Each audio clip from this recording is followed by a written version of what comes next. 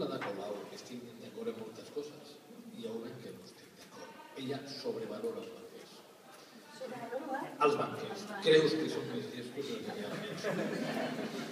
Primer, a veure,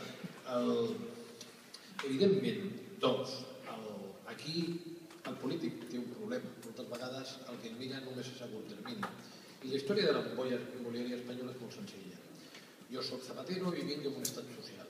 Aquest estat social significa grans prestacions públiques i per tenir grans prestacions públiques he de tenir una elevada recaptació.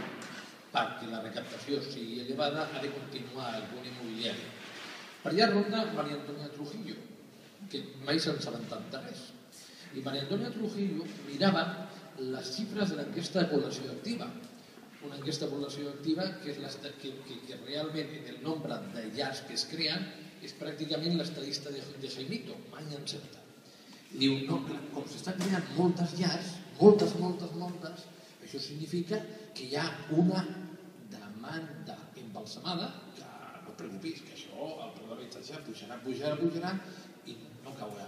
És casualitat que d'un trimestre a un altre, de 2007, la creació de llars en aquesta estadística de Jaimito, doncs baixa el 75%. A partir d'aquí ja tothom diu, un dia la que s'hermana. El primer és això.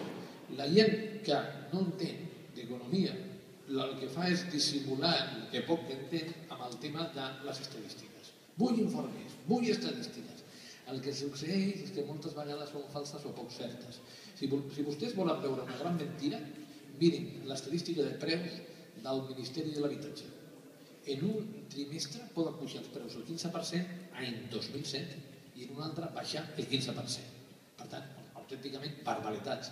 Però tothom li fa cas per raons que no arriba a comprendre. Però bueno, la idea és bàsicament aquesta. Diu, escolta, a nosaltres ens interessa que hi hagi una gran expansió del sector immobiliari perquè volem una gran recaptació i a partir d'aquí posem un estat social en marxa i a partir d'aquí guanyem les properes eleccions. A la vegada, un crac anomenat Caldera diu el PP no governaran en el segle XXII. Regularitzarem una barbaritat d'immigrants, aquests es votaran i pobre PP. Jo no estic en contra dels immigrants, al contrari, soc molt favorable. Els immigrants mai roben el lloc de treball nacional, al contrari, fan aquelles feines que nosaltres no volem fer. Recordeu que en aquells temps hi havia una taxa d'atur que mai baixava del 7,3%. El 7,3% va ser la mínima taxa d'atur del 2007. A partir d'aquí, aturar la bombolla immobiliària era molt fàcil. Jo fa anys que ho vinc dient això. Era, primer, que les entitats financeres no poguessin donar crèdit als promotors i compradors d'habitatge de la manera que l'estaven donant, limitant el 40% del crèdit. Fixeu-vos si era únic. Tu agafes i com només pots donar el 40% del total de crèdit pel sector de la construcció, a l'altre va per pimes. I com va per pimes, això permet incrementar la productivitat, incrementar el que és l'ocupació en altres sectors que no siguin el totxo i fa un model de l'economia espanyola molt més equilibrat. Doncs no, era pensar massa. Una normativa del Banc d'Espanya. Segona normativa, no es pot comprar i vendre el mateix habitatge en 5 anys. Així impedia l'especulació d'aquells que agafaven, compraven un habitatge, el reformaven, esperaven i el venien. No es pot comprar un habitatge sobre planell, perquè hi havia moltíssima gent que el comprava sobre planell, el venia abans d'escriturar-lo i guanyava una plusvalia importantíssima que a la vegada no declarava Hisenda perquè era diner negre. Això era molt fàcil. No els va donar la gana. No els va donar la gana perquè havia aquest estat social que generar i clar, qui li anava a dir a Zapatero que això no era pagable? No, al president no li porta la contrària perquè si li portes la contrària, te'n vas. Després, quan un agafa i pensa que és un consell d'administració d'una gran empresa, pensa que pràcticament tens que tenir habilitats especials. I algú dirà, de finances? De màrqueting? No, comptar acudits, explicar acudits. Relaxa. I un aspecte essencial. No se te pot ocórrer mai una idea. Si a tu, com a membre del consell d'administració, se t'ocorre una idea, demà estàs fora. Les idees només les té el conseller delegat. Perquè si a tu se t'ocorre una idea, ets perillós, el pots substituir, fora. Per tant, en el consell d'administració, doncs, normalment agafem fem gent de bona família, amics de la infància, del col·le, recordeu, del Col·legi del Pilar, allà a Madrid, és generador de ministres, generador de presidència telefònica, etc. I després, en el comitè de retribucions, se fa una selecció molt exhaustiva. Vostè sap llegir? Sí, no ens interessa. I he comptat 2 i 2. Sí.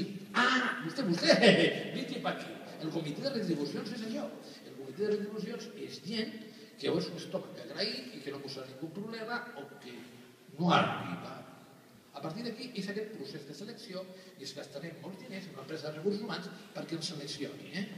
Clar, perquè Catalunya Caixa ara està nacionalitzada i posen tota una sèrie de persones que una és consultor de recursos humans, l'altra és mestressa de casa. I així, excepte la selecció és que no tingui ni idea de finances. Aquí només sap Adolf Tudor, la resta no sap res. I dius, escolta, però no han patit una crisi? No han hagut que nacionalitzar-los? Sí, però continuem amb el sistema. Per tant, en aquest cas, què succeeix? En aquest cas, el que succeeix és que tenim tot un engranatge en les entitats financeres de gent amb serioses limitacions. Alguns, les limitacions són tècniques, com les que he parlat, altres són emocionals. A veure, sincerament, qui d'aquí pensa que els bancs se'n sortiran d'aquesta? Qui d'aquí pensa que no seran, o ja ho són, com els germans Dalton, l'enemic públic número 1? Tu agafes, escolta, jo soc un executiu d'entitat financera, agafo el 2008 i faig per iniciativa pròpia la dació en pagament, per iniciativa pròpia. Ja sé que estic en fallida. Perquè només que el preu de l'habitatge caigui un 10%, la majoria de les entitats financeres estan en fallida. Perquè el capital, moltes vegades, no arriba ni al 10% de l'actiu del balanç. Per tant, ja que estic en fallida, i això es descobrirà avui, demà o demà passat, vull que la gent em miri amb bons ulls. Vull que la societat el recolzi quan em tingui que donar diners. Vosaltres us imagineu algú que d'alguna manera li demanem diners a un altre i després de demanar-li diners li donem 3 bofetades? És això d'intel·ligent? És això d'una persona emocionalment llesta? No. I això és el que passa amb els banquers d'aquest país, que no passa amb cap altre banquer de pràcticament tot el món, perquè en altres llocs es posa en marxa de forma diferent. Mireu, la solució d'aquesta crisi, i acabo, és relativament fàcil. Tu agafes, tens uns habitatges bestials que estan en mans dels bancs i dius el següent. Miri, com nosaltres li hem donat tants i tants i tants diners i li donarem, vostè agafi i ens dona els habitatges al municipi. L'administració més propera al ciutadà. I aquest municipi posarà en marxa un lloguer social. I el que tenim de lloguer servirà per mantenir l'habitatge en òptimes condicions. I aquí hem erradicat el problema de l'habitatge a Espanya per molt temps. Perquè, clar, quan aquí Donald Trump diu el preu de l'habitatge en Espanya està molt barat i això és un xollo. Mira, Trump, tu pots saber molt de l'habitatge als Estats Units. En Espanya no tens ni idea. Aquí hi haurà una situació de caiguda de preus, sobretot en aquells llocs amb un excés de demanda, per molt i molt temps. Per la senzilla raó que la crisi no s'acaba demà, no s'acaba el 2014, ni en el 2015 ni en el 2016. Per la senzilla raó que aquest país perd la població. I després ja l'últim en referència a el que ha dit la Colau. Perdoneu, a mi em surt del cor les següents paraules. Rajoy, dimissió ja. És increïble que un dret de ciutadania es compri amb 160.000 euros. És una vergonya que els nostres joves tinguin que sortir del país, no tinguin casa, no tinguin treball, que la taxa d'atur dels joves que tenen entre 16 i 25 anys sigui del 52% i ara vulguem que vinguin xinesos i russos. No tinc res en contra dels xinesos i russos, no tinc res en contra de la immigració, però la imatge que donem com a país. Espanya es ven fins i tot el ser ciutadà d'aquest país és increïble. Mira, si a mi m'ho arriben a dir el que estic veient fa 3 anys, diria, no, això no és un malson, això és increïble, no pot ser, no pot ser. Clar, el problema és que estem en el 2012, el 2013 serà pitjor. Què xorrada se les ocorrirà?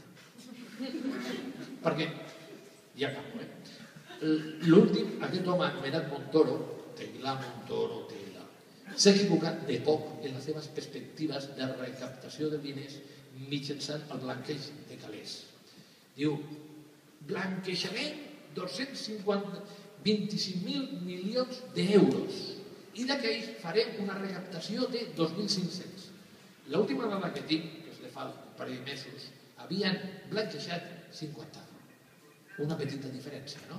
De 25.000 a 50. I la gent diu, tenim el govern que es mereixem, i parlar-ne. Encara que hagin set molt dolents, no s'ho mereixen. Gràcies, Gonzalo. La dinàmica del debat.